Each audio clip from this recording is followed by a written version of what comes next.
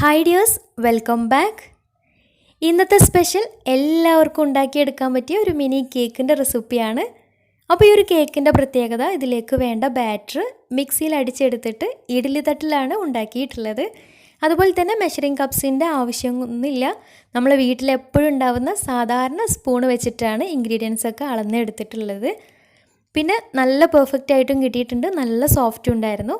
അപ്പോൾ എങ്ങനെയാണ് ഈ ഒരു കേക്ക് ഉണ്ടാക്കുന്നതെന്ന് നോക്കാം.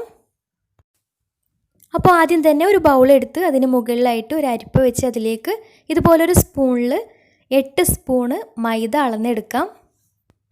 ഇനി കുറച്ച് ഹെൽത്തി ആയിട്ടൊക്കെ ഉണ്ടാക്കണം എന്നുണ്ടെങ്കിൽ മൈദക്ക് പകരം ഗോതമ്പ് പൊടിയോ അല്ലെങ്കിൽ അമൃതം പൊടിയോ ഒക്കെ ചേർത്ത് കൊടുക്കാം.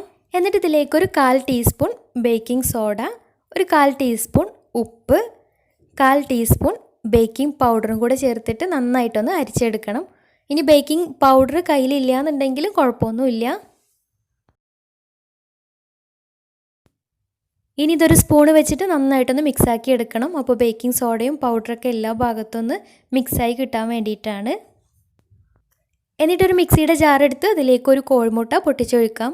അപ്പോൾ മിക്സിയിൽ അടിച്ചെടുക്കുമ്പോൾ മിക്സിയുടെ ജാറ് നന്നായിട്ട് തുടച്ച് വെള്ളത്തിൻ്റെ അംശം ഒന്നും തന്നെ ഉണ്ടാവരുത്. അതുപോലെ തന്നെ മുട്ട റൂം ടെമ്പറേച്ചറിലുള്ള മുട്ട എടുക്കാൻ ശ്രദ്ധിക്കുക. തണുത്തിട്ടുള്ള ഫ്രിഡ്ജിൽ വെച്ചിട്ടുള്ള മുട്ടയൊന്നും എടുക്കരുത്. ഇനി ഇതിലേക്കൊരു 6 ടേബിൾ സ്പൂൺ പഞ്ചസാര ചേർത്ത് കൊടുക്കാം. പൊടിക്കാത്ത പഞ്ചസാര തന്നെയാണ് എടുത്തിട്ടുള്ളത്. പിന്നെ നല്ലൊരു ഫ്ലേവറിന് വേണ്ടിയിട്ട് 1/4 ടേബിൾ സ്പൂൺ വനില എസൻസ് ചേർത്ത് കൊടുക്കാം.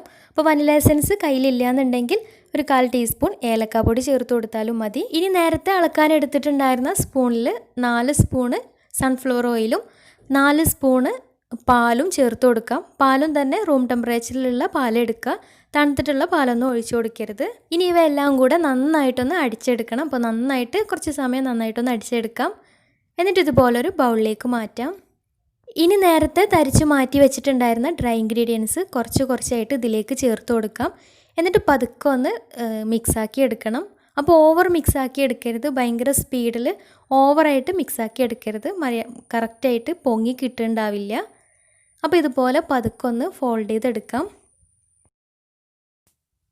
അപ്പോൾ ഈ ഒരു ലൂസിലാണ് മാവ് വേണ്ടത്. അപ്പോൾ ഓവറായിട്ട് കട്ട് ചെയ്ത് പോയിട്ടുണ്ടെങ്കിൽ കുറച്ച് പാലൊഴിച്ചിട്ട് ലൂസാക്കി എടുത്താലും മതി. പിന്നെ സ്പൂണിൽ മൈദ അളന്നെടുക്കുന്ന സമയത്ത് ഒരുപാട് നിറച്ചിട്ടൊന്നും എടുക്കരുത്. പാകത്തിന് ഏകദേശം ഒരു സ്പൂണായിട്ട് എടുത്താലും മതി. ഇനി ഇതുപോലൊരു ഇഡ്ഡലിയുടെ തട്ടെടുത്ത് അതിൽ കുറച്ച് ഓയിൽ ഗ്രീസ് ചെയ്തിട്ട് അതിലേക്ക് ബാറ്റർ ഒഴിച്ചു കൊടുക്കാം. പിന്നെ ഓയിൽ ഗ്രീസ് ചെയ്ത് കൊടുക്കുന്ന സമയത്ത് ഒരുപാട് ഓയിലാക്കിയിട്ട് ഗ്രീസ് ചെയ്ത് കൊടുക്കുകയും ചെയ്യരുത്. അടിഭാഗം നല്ല ക്രിസ്പി ആയിട്ട് വരും. അപ്പോൾ ഈ ഒരു ബാറ്റർ ഉണ്ടാക്കുന്നതിന് മുന്നേ ഒരു 10 മിനിറ്റ് മുമ്പ് ഒരു പാന് പ്രീഹീറ്റ് ചെയ്യാൻ വേണ്ടി വെച്ചിട്ടുണ്ടായിരുന്നു. അപ്പോൾ ഒരു 10 മിനിറ്റ് ലോ ഫ്ലെയിമിലിട്ടിട്ട് അടച്ച് വെച്ചിട്ട് ഒന്ന് ചൂടാവാൻ വേണ്ടിയിട്ട് വെച്ചിട്ടുണ്ടായിരുന്നു. അപ്പോൾ അതിലേക്ക് ഈ ഒരു തട്ട് ഇറക്കി കൊടുക്കാം. അപ്പോൾ ഇതുപോലെ അല്ലാന്നുണ്ടെങ്കിൽ സാധാരണ നമ്മുടെ ഇഡ്ഡലി ചെമ്പിൽ ആവിയിൽ വേവിച്ചെടുക്കുകയും ചെയ്യാം. അപ്പോൾ ഇഡ്ഡലി ചെമ്പിൽ കുറച്ച് വെള്ളം ഒഴിച്ചിട്ട് ഇതുപോലെ സ്റ്റാൻഡ് ഇറക്കി വെച്ചിട്ട് അങ്ങനെയും റെഡിയാക്കി എടുക്കാം. പിന്നെ ബാറ്റർ ബാക്കിയുണ്ടെങ്കിൽ ഇതുപോലെ വെള്ളപ്പച്ചട്ടിയിൽ ഒഴിച്ചിട്ട് അടച്ച് വെച്ച് വേവിച്ചെടുക്കുകയും ഇത് നല്ല ടേസ്റ്റ് ഉണ്ടായിരുന്നു. കാരണം ബാറ്റർ കുറേ സമയം റെസ്റ്റ് ചെയ്യാൻ വേണ്ടി വെക്കാൻ പറ്റില്ല, അപ്പോൾ കറക്റ്റായിട്ട് പൊങ്ങി കിട്ടുന്നുണ്ടാവില്ല. അതുകൊണ്ട് ചെയ്തെടുത്തതാണ്. അപ്പോൾ നമ്മുടെ ഈ ഒരു കേക്ക് ഒരു 25-30 മിനിറ്റ് ആയപ്പോഴത്തേക്ക് തന്നെ കറക്റ്റായിട്ട് വെന്ത് കിട്ടിയിട്ടുണ്ടായിരുന്നു.